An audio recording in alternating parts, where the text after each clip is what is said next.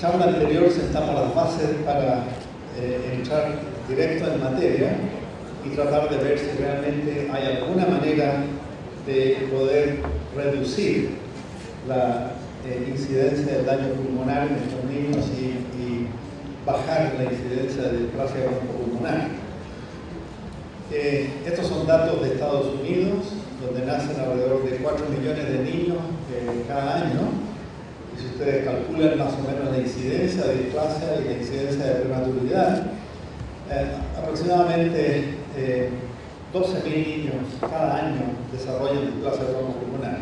Comparado con otro tipo de patologías, en adultos, estos números son relativamente bajos, y eso hace de que el NIH, muchas de las industrias farmacéuticas que podrían hacer drogas para reducir la incidencia de displasia no tienen suficiente incentivo, porque realmente los números son relativamente bajos comparados con otro tipo de patología.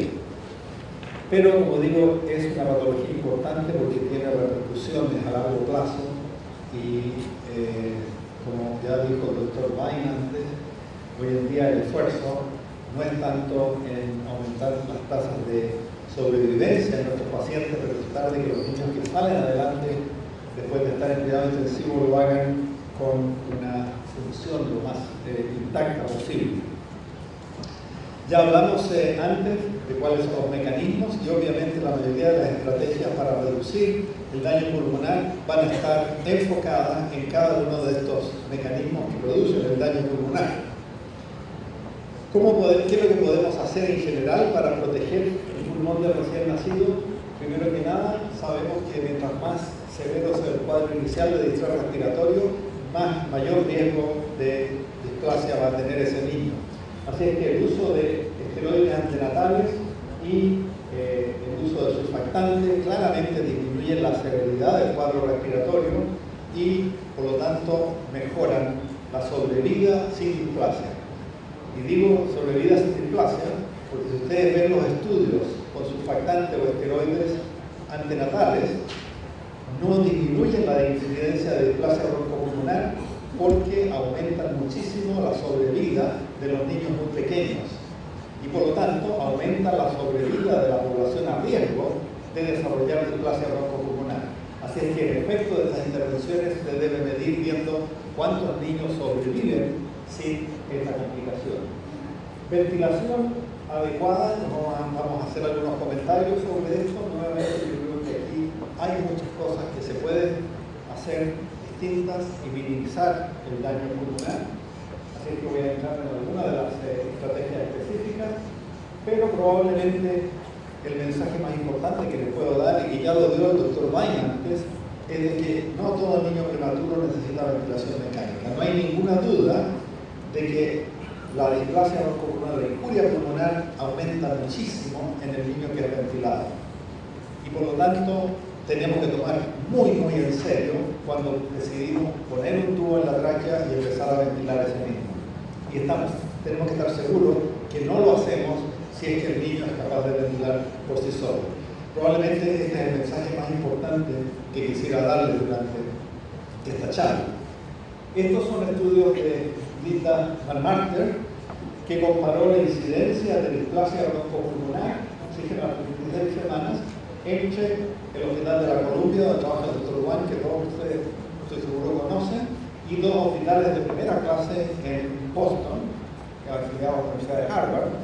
Y lo que ella demostró es que la incidencia de displasia era muchísimo más alta en estos hospitales de Boston que el de la Columbia, y analizando un poco más detalle qué es lo que podía explicar esta diferencia, vieron de que en la Columbia el Dr. Wang le tiene alergia a los ventiladores a pesar de ser un anestesiólogo, y por lo tanto ventila muchísimo menos niños que en estos dos hospitales en Boston. Y lo que es interesante también, usa mucho menos surfactante, porque al no intubarlos obviamente no puede darle surfactante. Así que maneja a estos niños de forma más conservadora. Estas son observaciones retrospectivas comparando experiencias de estos hospitales, así que no tienen la solidez de un estudio randomizado prospectivo. Este estudio es de Europa, mostrando lo mismo, porcentaje de intubación en distintas unidades en Europa con incidencia de displasia bronco-pulmonar. Mientras más niños son intubados, mayor incidencia de displasia broncopulmonar. No les estoy diciendo nada, no, todos sabemos de que el niño que no se intuba, no se ventila, es muy poco probable que haga una displasia. La evidencia sobre esta intervención, tratar de evitar la ventilación mecánica y usar CPAP en vez de la ventilación mecánica, es relativamente reciente. Solamente durante los últimos 5 años se publicaron estos 3 estudios excelentes, prospectivos, multicéntricos, internacionales. Todos ustedes los conocen, el COL de Colin Morley, el support de Wally Calvin y Feiner, y el BORN de la Vermont Oxford Network. Esencialmente la pregunta en todos estos estudios fue: ¿podemos usar CPAP inicialmente en vez de intubación, surfactante y ventilación mecánica en niños de menos de 1000 o 1200 gramos? La respuesta fue bastante clara en todos los estudios y bastante uniforme. Consistentemente, la incidencia de displasia o mortalidad fue muy semejante en los dos grupos y, aunque no significativamente menor, mostró una tendencia a mejores resultados en aquellos niños en los que se usó CPAP en vez de intubación y ventilación. Ustedes ven 34 versus 39, 49, 54, 31, 37, 29, es decir, todos los estudios demostraron menor incidencia de displasia o muerte en los niños tratados con CPAP. Así es que está clarísimo de que el niño que está respirando efectivamente en el momento del nacimiento puede manejarse con CPAP y ustedes pueden tener resultados que son tan buenos o mejores que intubando. Ahora dije el niño que está respirando efectivamente. Obviamente hay muchos niños que no tienen un esfuerzo respiratorio adecuado en el momento del nacimiento y en eso no nos queda más remedio, desgraciadamente, que usar ventilación más agresiva. El otro punto que quiero mencionar con respecto a estos estudios es este: que a pesar de que en estos niños la intención era no intubarlos y no ventilarlos, gran porcentaje, entre el 50 y el 80% de los distintos estudios terminaron necesitando ventilación mecánica. Así que tenemos que ser realistas, o sea, aunque tengamos la mejor intención de no ventilar al niño de menos de 1000 o 1200 gramos, desgraciadamente muchos de ellos tarde o temprano van a caer en un ventilador y por lo tanto van a tener mayor riesgo de displasia. Lo otro que es esencialmente el resultado del diseño de los estudios es que los niños que se fueron a CPAP inicialmente recibieron mucho menos surfactante. Y esto puede ser bueno o malo. Bueno porque ahorramos dinero, pero malo porque si atrasamos la administración de surfactante en un niño que tiene membrana bovina, la evolución de ese niño va a ser peor que si lo damos en forma más temprana. Y en relación a surfactante, nuevamente no hay estudios muy buenos comparando surfactante dado temprano y un poco más tardío. Hay muchos estudios en los que se comparó profiláctico versus tardío, pero no hay ningún estudio que se haya usado surfactante como lo estamos usando todos hoy en día, que es precoz pero no profiláctico. Y este es uno de los meta-análisis en los que se comparó surfactante temprano, no profiláctico necesariamente, con una intubación rápida, lo que hacen los europeos que han denominado INSURE, intubación, surfactante y extubación, con administración de surfactante más tardío a aquellos niños que desarrollan el sistema respiratorio más grave. Y en general los resultados demuestran de que la administración temprana con extubación disminuye la necesidad de ventilación mecánica, disminuye la incidencia de displasia broncopulmonar y disminuye la incidencia de neumotórax o enfisema pulmonar intersticial. Es decir, administración temprana de surfactante y tratar de extubar al niño lo más rápido posible, aparentemente es una estrategia que podría mejorar la evolución de estos niños. Basado en todos estos estudios, la mayor parte de las unidades hoy en día, con pocas diferencias en uno o en otro sentido, lo que hacemos es, si el niño no tiene esfuerzo respiratorio, no nos queda más remedio que intubarlo. Si tiene evidencia de distrés respiratorio, le damos surfactante y lo tratamos de extubar entonces lo antes posible a CPAP o a ventilación nasal.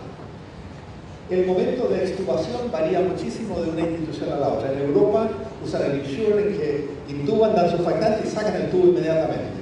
En nuestra institución no creemos que esa sea la mejor estrategia, sobre todo en el niño muy pequeño, en el cual es muy probable que vaya a recidivar y requerir intubación de nuevo. Así que nosotros preferimos dejarlo por por unas horas hasta que estemos seguros de que el niño está bien, y después lo extubamos entonces cuando tenemos una mejor evidencia de que ese niño va a ser capaz de mantener su intercambio gaseoso en forma espontánea. El niño que tiene un esfuerzo respiratorio adecuado, que está vigoroso en el momento del nacimiento, independiente de su edad gestacional, no merece un tubo endotraqueal ni ventilación mecánica. Debe tratarse inmediatamente con CPAP, y nosotros empezamos en la sala de parto, inmediatamente usando ahí un sistema de flujo continuo. Si ese niño se deteriora, ya sea aumento en la necesidad de oxígeno o apnea, pasamos a lo mismo que hicimos acá, intubamos, damos su surfactante y lo extubamos entonces una vez que el niño está estable. El niño que está estable continúa en CPAP, y hoy en día, si el niño empieza a fallar el CPAP, podemos intentar ventilación no invasiva con presión positiva intermitente por vía nasal, que es una nueva estrategia que nos permite rescatar a algunos niños de ventilación mecánica invasiva. En cuanto a ventilación mecánica, nuevamente no teníamos tiempo para dedicarnos a todos los detalles, solamente 2 o 3 conceptos. Yo creo que el gran avance de la ventilación mecánica en todos los pacientes, no solamente recién nacidos, sino que niños y adultos, es de que hemos comprendido de que lo mejor es que el paciente siga respirando en forma espontánea. No queremos suprimir su esfuerzo respiratorio, no queremos reemplazar su esfuerzo con el ventilador. De manera que en vez de usar el ventilador para controlar, usamos el ventilador para asistir. Lo que se trata es tratar de ayudar al niño solamente con el aumento de presión necesario para que el niño sea capaz de mantener un volumen corriente y una ventilación minuto adecuada.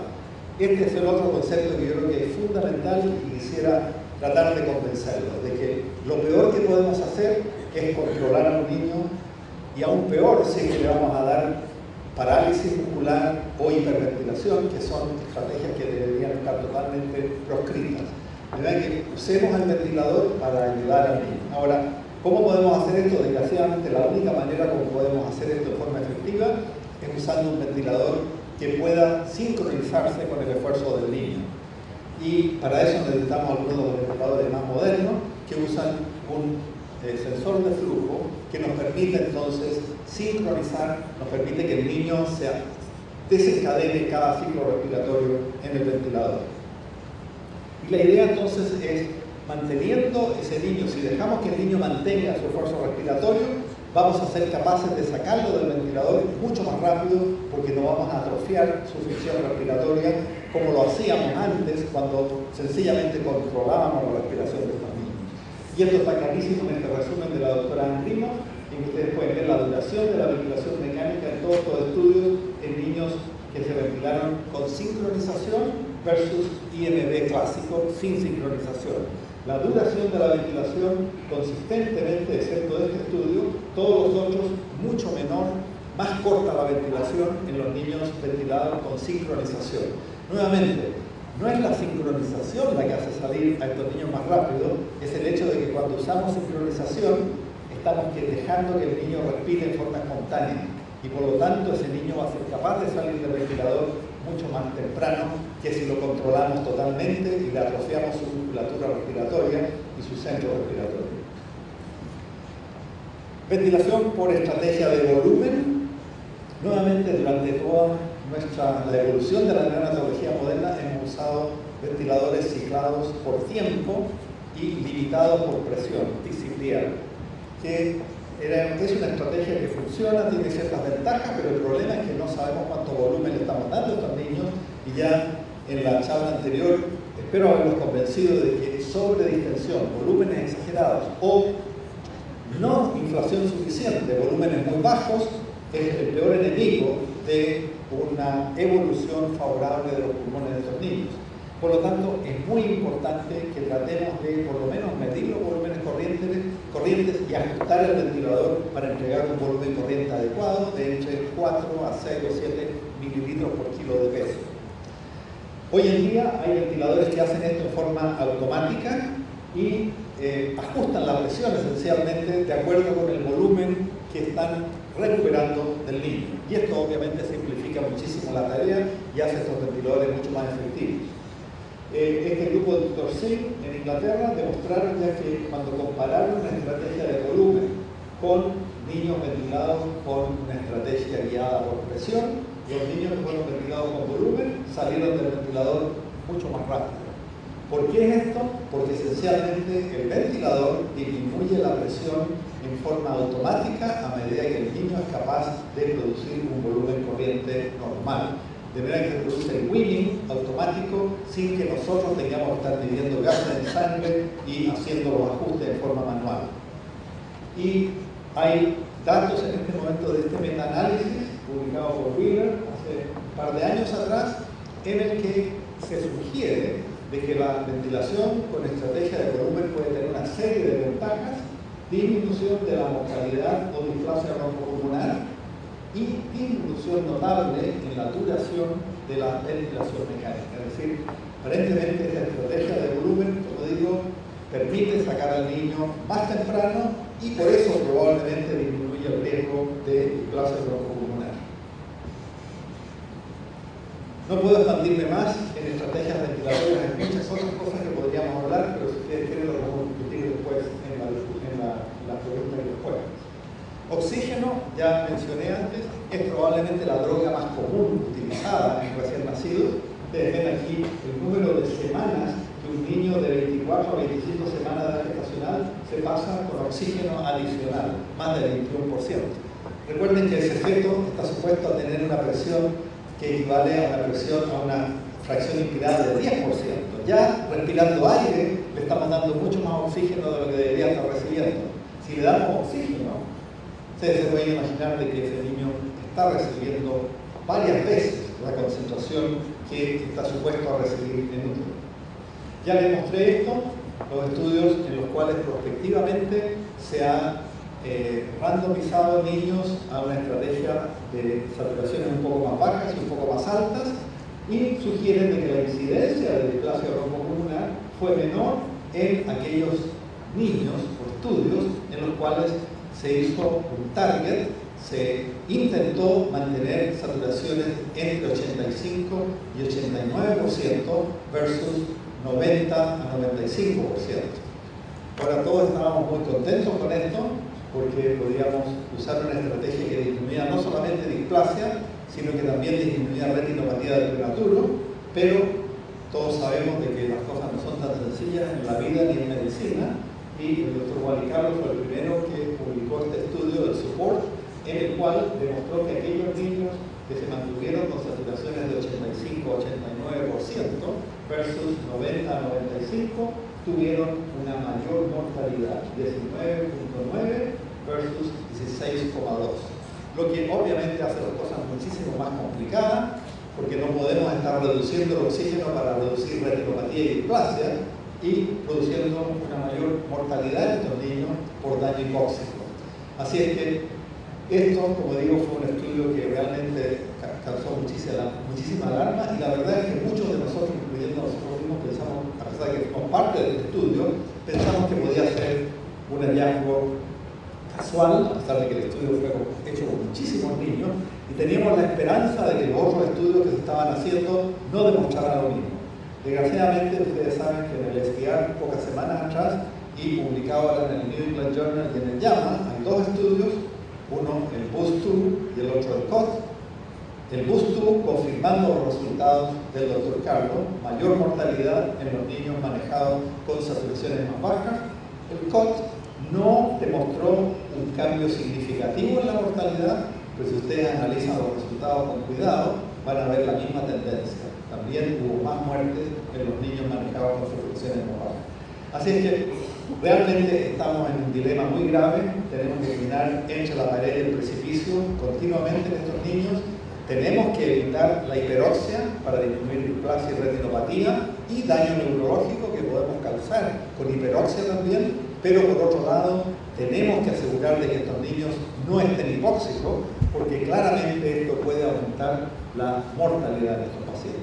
Así que hoy en día la recomendación de la mayor parte de la gente que ha hecho trabajo en esto es tratar de mantener las saturaciones entre 90 y 95%, y eso significa que tenemos que tener las alarmas del oxímetro de pulso entre 89 y 96. Si ustedes usan alarmas más abiertas, las enfermeras claramente responden a la alarma. No van a responder a los numeritos en el saturómetro, así es que tenemos que tener las alarmas puestas con día y noche, y digo noche, porque muchas veces incluso en nuestra unidad en la noche las alarmas desaparecen, así es que es muy importante asegurarnos de que esto se haga en forma adecuada. Esteroides postnatales, otro aspecto muy controversial, una de las terapias más efectivas para disminuir inflamación pulmonar y sacar a un niño por perspectiva del ventilador. Ustedes ven aquí menor mortalidad, menor displasia broncopulmonar, menor falla de extubación, es decir, menor número de niños dados de alta en oxígeno, es decir, evidencia clarísima de que el uso de esteroides postnatales en niños que están pegados en el ventilador tiene efectos beneficiosos.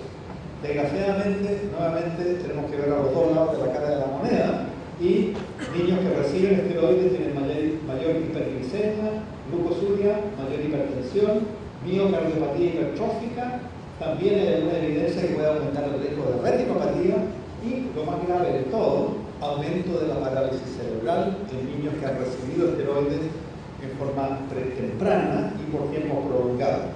Esto hizo entonces de que en la mayoría de las instituciones en todo el mundo se dejara de usar esteroides, o por lo menos se limitara en forma importante, y el doctor Shingwen en Israel publicó este trabajo muy interesante en el que demostró que en Israel también disminuyó el uso de esteroides de forma rápida una vez que se conocieron los resultados negativos de los esteroides, y al mismo tiempo aumentó la incidencia de displasia broncopulmonar, confirmando nuevamente de que esta es una terapia efectiva, pero que desgraciadamente tiene una serie de efectos colaterales.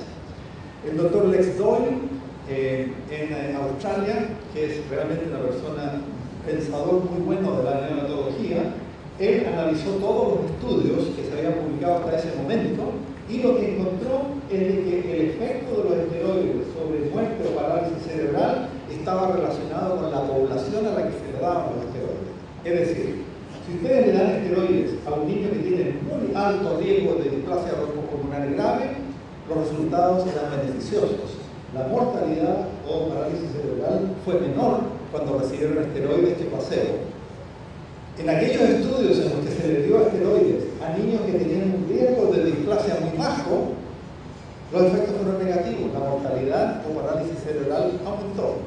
Y es obvio, no hay ninguna duda que los esteroides tienen efectos secundarios negativos. Si se lo damos a un niño que tiene bajo riesgo de displasia, lo único que estamos haciendo es daño. Si por otro lado le damos los esteroides a un niño que tiene un riesgo muy alto de displasia broncopulmonar, el efecto beneficioso va a predominar sobre los efectos negativos secundarios. Y él entonces, con esto en mente, hizo un estudio, el DART, que desgraciadamente se abortó en forma precoz, porque la American Academy of Pediatrics salió con una recomendación de no usar esteroides, y por lo tanto todos los centros que estaban enrolando pacientes decidieron salir del estudio, y él entonces en ese estudio lo que estaba haciendo es dar una dosis muchísimo menor en forma más tardía y limitada a 10 días de terapia solamente, mientras que muchos de los estudios anteriores, como ustedes saben, se usaron 42 días de terapia con esteroides. Y en este estudio él demostró nuevamente que con esta estrategia, menor dosis, menor duración, en forma más tardía, los niños también salieron del ventilador muchísimo más rápido cuando se les dio esteroides que cuando se les dio placebo. Y lo más importante es que con esta estrategia él no encontró absolutamente ninguna evidencia de mayor incidencia de muerte o parálisis cerebral o daño neurológico en aquellos niños que usaron que recibieron dexametasona o placebo. Es decir, es probablemente el punto con los esteroides, como muchas otras cosas en medicina, es elegir la población adecuada y la estrategia adecuada en cuanto a cuánto y cuándo utilizar los esteroides. Nunca los usamos antes de 15 días, porque claramente la evidencia sugiere que en esa época, en ese periodo, el daño neurológico es mayor. Nunca lo damos por más de 5 a 7 días, porque mientras más largo es el periodo, obviamente mayor el riesgo de daño, y en muchas instituciones lo estamos usando en menor dosis de la que se utilizó en un comienzo. Hoy en día hay estudios en Europa en los cuales están evaluando la posibilidad de usar otros esteroides, de hecho están usando betametasona en algunos o hidrocortisona en otros, para ver si estos otros esteroides pueden lograr semejantes beneficios disminuyendo los efectos secundarios. Vitamina A, todos sabemos de que se demostró en 2 estudios prospectivos randomizados que disminuye la incidencia de displasia broncopulmonar grave, sin embargo el efecto es relativamente modesto. Y por ello muchas unidades en el mundo decidieron no utilizarla porque es vitamina A que debe administrarse por vía intramuscular 3 veces a la semana, lo que hay gente que digamos no le entusiasma mucho.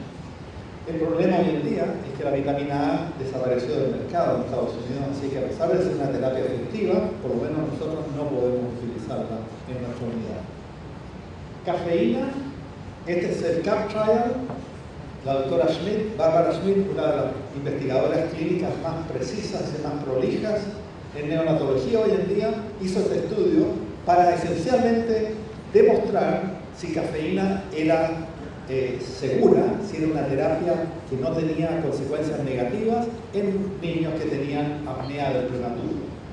Demostró de que la cafeína, este estudio demostró de que no había ningún efecto secundario negativo de la cafeína y casualmente, sin esperarlo, se encontró de que los niños que recibieron cafeína tuvieron menor ductus, menor necesidad de ligadura del ductus y una disminución marcada de 10% en la incidencia de displasia broncopulmonar.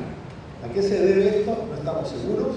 Lo más probable es que se deba al hecho de que con la cafeína estos niños salen del ventilador en forma más efectiva, más rápida, por lo tanto reduce la duración de la ventilación mecánica y es probable que eso explique el mejor resultado en forma pulmonar. Así es que incluso el Miami Herald hoy en día está recomendando el café como una droga muy popular contra el Parkinson, la diabetes, ayuda al corazón, todo esto determinado por la Escuela de Medicina de Harvard, a la que obviamente tenemos que escuchar. Y se les fue aquí poner que también la cafeína parece que mejora el Alzheimer's, así es que en cada break que salgo afuera me tomo un par de cafecitos. Resumiendo todo esto, hemos logrado cambiar la evolución de la displasia broncopulmonar en nuestros pacientes. Sin ninguna duda que sí. Esta es la incidencia de displasia broncopulmonar grave.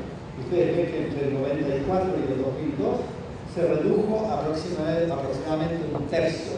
Claramente, con las medidas que hemos descrito hasta este momento, se ha logrado disminuir en gran parte la displasia broncopulmonar grave, que fue la que describió Northwell Rosanne Porter en los 60 en California. ¿Qué pasa con la displasia broncopulmonar leve, que es lo que ustedes ven en estas barras achuradas? Prácticamente no ha cambiado. ¿A qué se debe esto? Esto se debe, yo creo, a que la displasia grave era la que nosotros inducíamos iatrogénicamente, haciendo todas las cosas que no debemos hacer, que hemos descrito hasta este momento. Esta displasia broncopulmonar nueva, que se ha llamado más leve, está relacionada a la prematurez, a la falta de desarrollo pulmonar de un niño de 23 a 24 semanas. Y por lo tanto, hagamos lo que hagamos con el ventilador, yo creo que no vamos a tener mucho impacto sobre la incidencia de esta displasia que vemos hoy en día. Yo creo que la respuesta de esta displasia está en lo que discutimos antes, en técnicas de intervención a nivel molecular que puedan preservar el desarrollo de estos pulmones, y hay ya intervenciones como esta en las que se usó un inhibidor del TGF-beta y ustedes pueden ver cómo estos pulmones expuestos a oxígeno en animales de experimentación sufren una inhibición de la alveolización que se recupera casi totalmente bloqueando el TGF. Una posible intervención en el futuro que puede ser de utilidad. CTGF, ya mencioné, la doctora Xu ha sido la pionera en evaluar el rol de esta molécula que aumenta notablemente en niños expuestos a oxígeno y como dije también es una molécula que está claramente aumentada en los pulmones de niños con displasia broncopulmonar, y nuevamente la doctora Xu Wu ha usado un anticuerpo contra CTGF en animales expuestos a oxígeno y nuevamente vean el contraste de este pulmón tratado con oxígeno y placebo, una inhibición marcada en la formación de alvéolos, comparado con este pulmón expuesto a la misma cantidad de oxígeno, pero tratado con este anticuerpo contra el CTGF, en el cual no tenemos una estructura totalmente normal como este pulmón, pero muchísimo más preservada que el pulmón tratado con placebo. Así que claramente en animales de experimentación hay técnicas que nos permiten intervenir y tratar de preservar una formación de pulmón normal. Un campo también muy promisorio, y que hasta la última vez que di una charla sobre esto lo mostraba como datos experimentales, que son de nuestra unidad, pero les debo decir que en este momento ya en el SPR hubo un grupo de Corea que presentó datos en humanos con resultados muy promisorios, así que les puedo decir de que esto realmente está avanzando rápidamente, es el uso de células madres. Estos son animales nuevamente tratados con aire.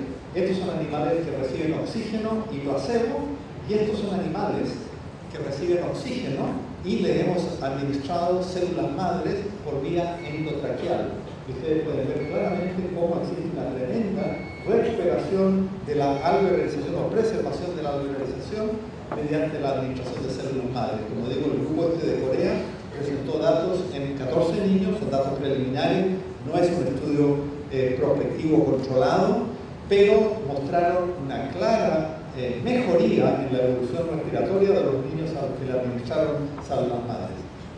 Por favor, no salgan de aquí a buscar células madres y dárselas en la tráquea de los niños. Esto está todo a nivel totalmente experimental, hay muchísimas preguntas que contestar, hay muchísimos riesgos asociados con este tipo de terapia.